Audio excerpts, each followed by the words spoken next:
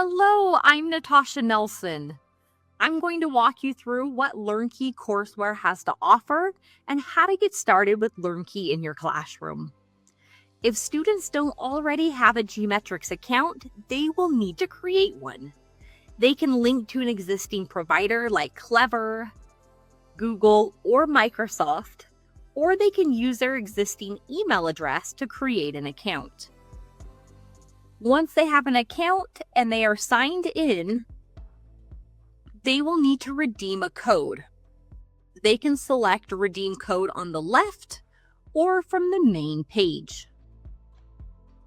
Then they will need to enter their access code. The access code is created by you, the teacher, on the administrator side of GMetrix when you create your classroom. I'll walk you through how to do that a little later in this video. After the access code is redeemed, the student's course will populate down below. Now you're seeing all of the LearnKey courses that I have access to. Your student will just see their course or courses that have been assigned to them. All of our LearnKey courses are set up very similarly. I'm going to demonstrate with the Microsoft course, as there is an additional lab option in those courses that I would like to be able to point out. I'll select Word 365. Students will see their LearnKey course. If your school has licensing for the Cert Prep practice test, they will see those below, along with their study guide. Let's open the course. The first thing students will see is the glossary with different key terms and definitions that we feel are important for them to know and be familiar with before they sit for the exam. Students can select individual terms they want to review, or they can select all of the terms. And we provide a few different ways for students to practice these terms. We have flashcards, a fun little memory match game where they're matching terms with definitions,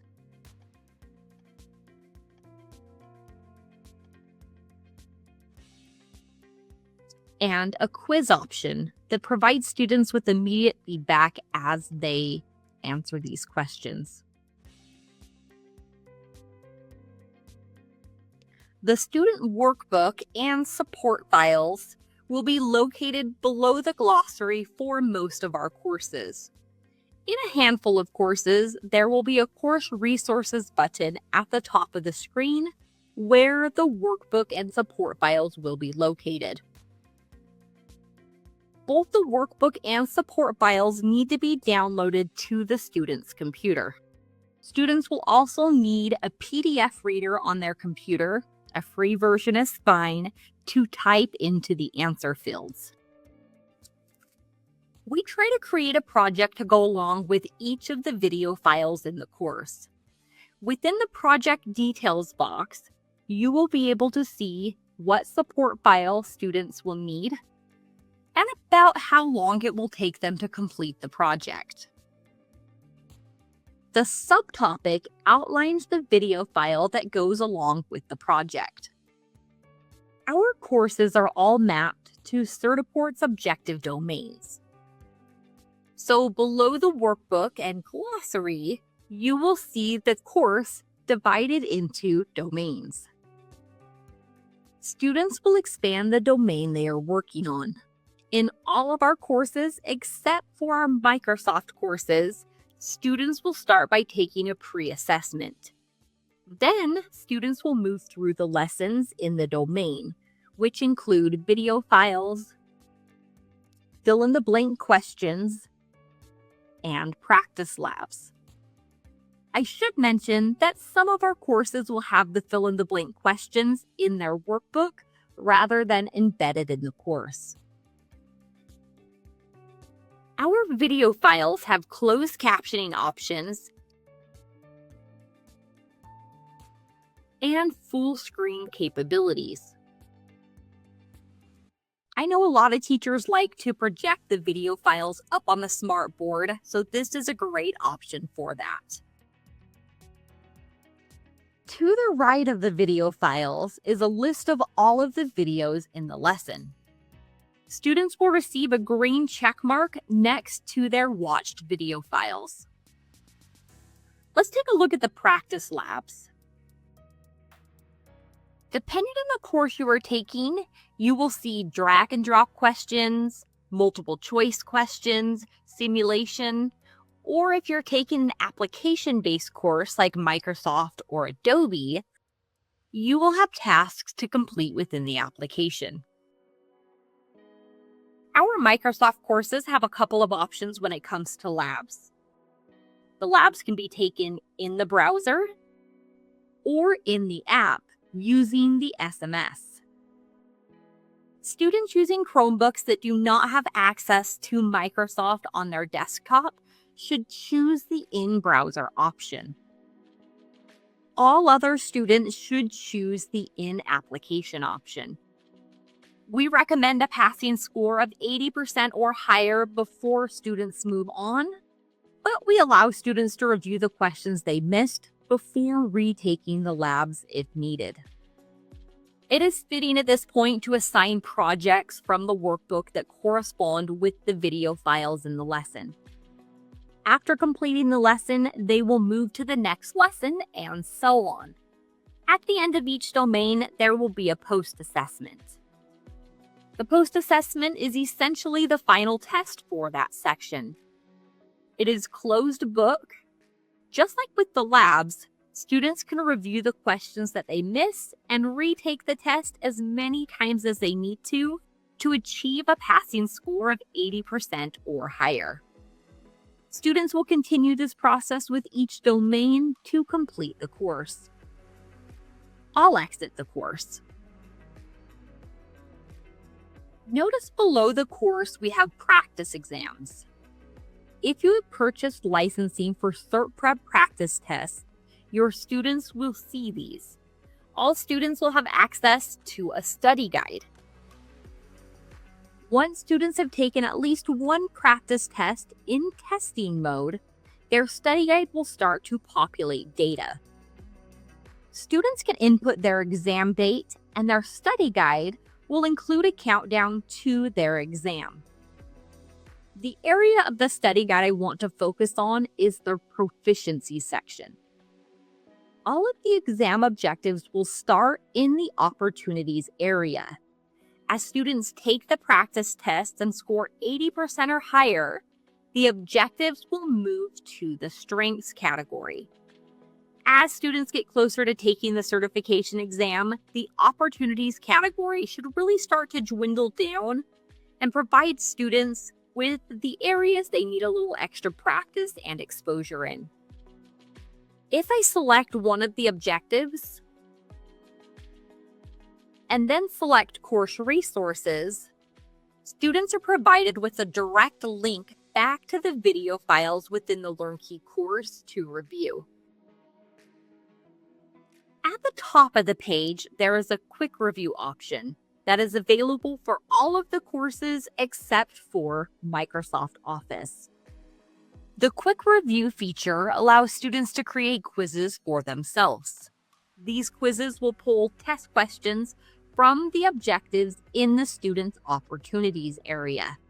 So the objective areas they are scoring 80% or below in. This gives students extra exposure and practice in these areas before the exam. Let's jump to the GMetrix administrator account and take a look at how to create classrooms and pull reports. To create a classroom, you can select Create from the home page, or you can select Classrooms from the menu to open the Classrooms page. There are a couple of new features I'd like to point out. Old classrooms can now be archived and hidden. To archive an old classroom no longer in use, select the vertical ellipses and then select Archive. To hide the classes you've archived, turn off the Show Archived Classrooms toggle. Another great feature is the Show Only My Classrooms toggle. This allows you to hide classrooms that were not created by you. Let's move on to how to create a classroom. I'll select the Add New Classroom button. If you are teaching more than one class period, I highly recommend that you create a classroom for each class period. This will help make pulling reports easier later.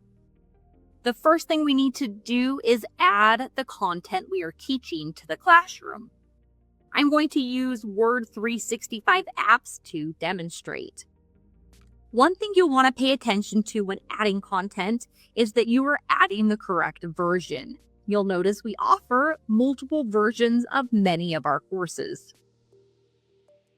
I'll expand the Word section.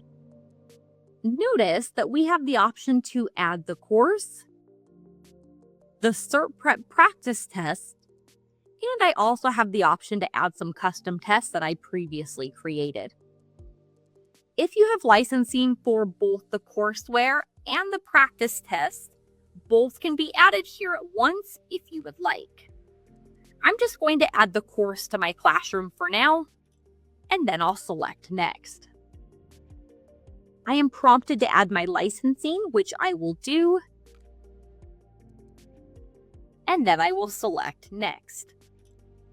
I'll name my classroom A-Word 365-P1 because I teach Word on A day in period 1. You can name your classroom whatever you want to name it. This identifier option is optional, but whatever you add as the identifier will show up within your class code. I typically use my initials and my period number.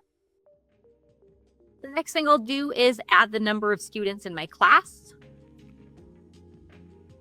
This number can be modified if you have students move into your class tomorrow or next week after you've created your classroom. That's not an issue. I'll select Create. It takes just a moment to create the classroom and generate the class code. We can see here our class code. This is what you'll give to your students to redeem within the student portal. If we open the Content tab, we can see the course material and practice exams if those were added. Next to the course, we have a download icon. This is where you will download the teacher workbook and support files that go along with the course. At the back of the teacher workbook, you'll also find lesson plans, keyboard shortcuts, and the objectives that are being covered in the course. I'll open the Students tab. As your students redeem the class code, they will populate in this classroom, and you will see a list of your students here. The Reports tab allows you to pull reports for students in your classroom. I don't have any students in my classroom yet, so I'm not able to pull any reports at this time. There are some additional reports available as well. I'll select Reports on the left menu. Then I will select Create. Under Course Reports, we have 3 reports that can be ran for LearnKey courseware. We have a Details report, a Course Usage report, and a Student Progress report. I'll demonstrate how to pull a report. I'll select Details Report. With the reports, you can input a date range. I'm going to backdate mine quite a bit just to make sure that I have some data to show you where I don't have active students in this account. You can also filter your reports by classroom, different class periods you've created, or by course. You can input an access code or a student name to filter. I'll select Create Report. The reports are divided up by domain, and within each domain, you'll be able to see what your students have completed by percentage, number of questions correct, the date they completed the assignment, and how much time they spent on that assignment. One thing to note is that these reports can be exported to Excel if you prefer to look at them that way. For more information on using LearnKey courseware, join our weekly live webinar hosted every Tuesday, or visit our educationsolutions.learnkey.com/getting_started webpage for more videos.